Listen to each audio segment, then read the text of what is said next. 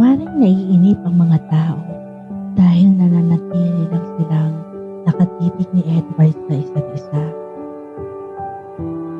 Edward, you may now kiss your wife, Shelo. Buntag ng pare. Hindi niya alam kung ano ang dapat niyang gawin. Ang asawa niyang sinasabihan na maaari na siyang halikan nito, pero bakit parang ayaw yata nito? Ano kaya ang gusto ng lalaking to? Ako ang humalik sa kanya. Maswerte siya. Pagmamarapon yun ang kanyang isip. Napapikit pa siya ng gagapi ni Edward ang kanyang kamay. Mabuti na lang at palang nakapansin ang kanyang reaksyon.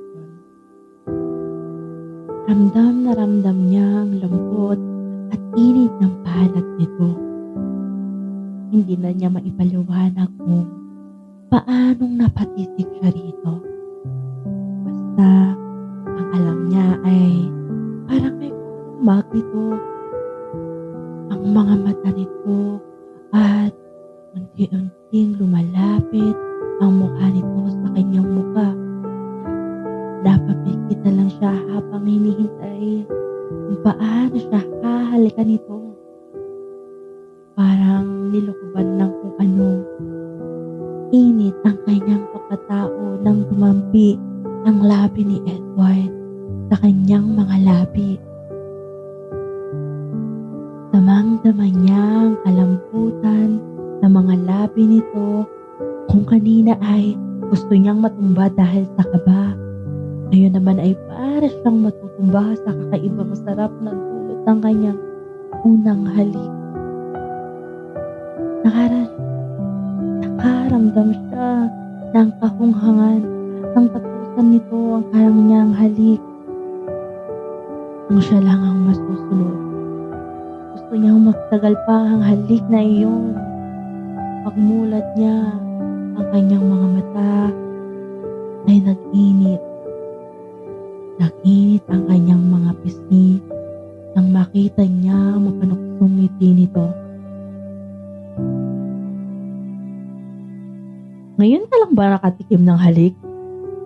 Tila may panghahalong asal ang tanong na iyon ni Edward. Nagpangting ang kanyang mga tenga sa sinabi nito. Ang kapal naman ng mukha mo. Bakit? Sa tingin mo ba nagustuhan ko ang halik mo? Well, for your information, walang-wala ang halik mo sa halik na natikman ko sa past boyfriend ko. Mahina ang pagkakasabi nito. Ngunit galit ang kanyang boses. Nakita niya ang bahagyang paglungkot ng itsura nito pero saglit lang yon dahil napalitan na agad iyon ng pag-asim ng mukha nito. I thought, hindi ka pa nagkaka-boyfriend? Nakakunot ang noong sinati siya nito. Bakit?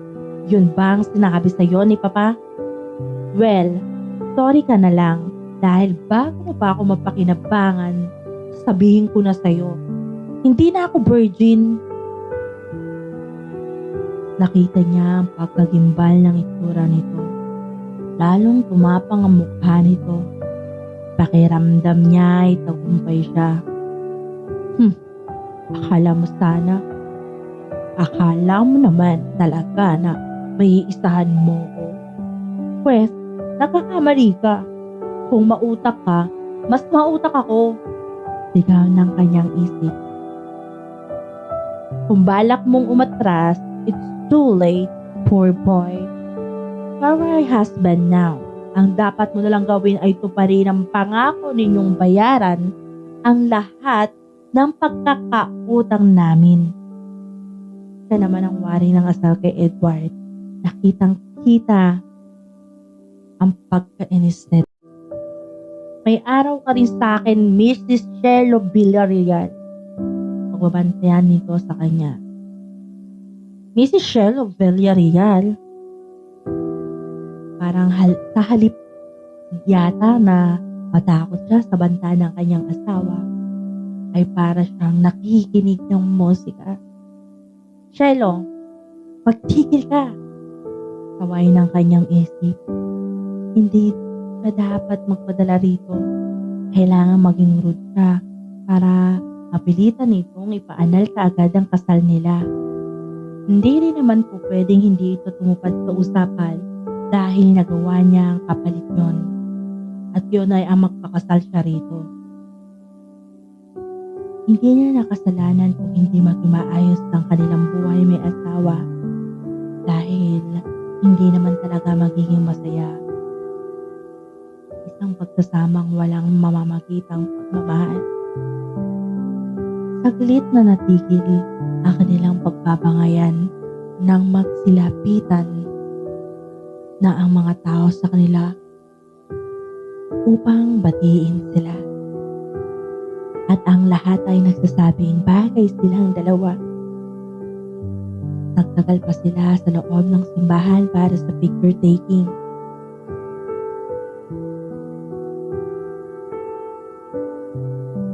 Pwede ba? Ngumiti ka naman kahit dito lang. Utos niya kay Edward. Hindi na kasi naaayos ang lukot ng mukha nito. Kahit paano, gusto kong maging maganda ang pictures natin. Kung ikaw lang mag-isa, okay lang. Pero pag kasama mo ko, pwede ba? Ngumiti ka naman. Galit na sabi niya rito. Sa sulok ng kanyang mga mata, ay nakita niya ang mga pilit na ngiti nito. Hindi tuloy niya napigilan ang matawa sa hitsura nito.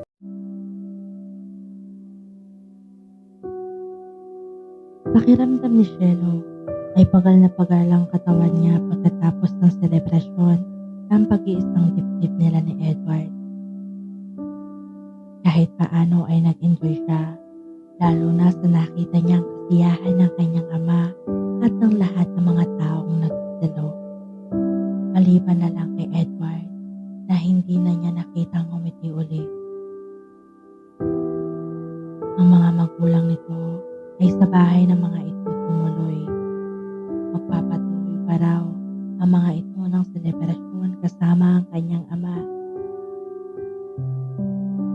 Pinaalalahanan na lang niya ang mga ito na huwag nang magpakalasing. Nangako naman ang kanyang biyanang babae na babantayan ng dalawa sa pag-iinom.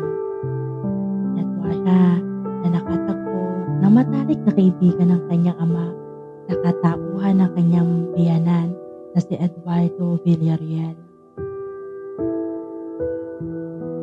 Sadyang naging napakabuti ng mga ito sa kanilang pamilya.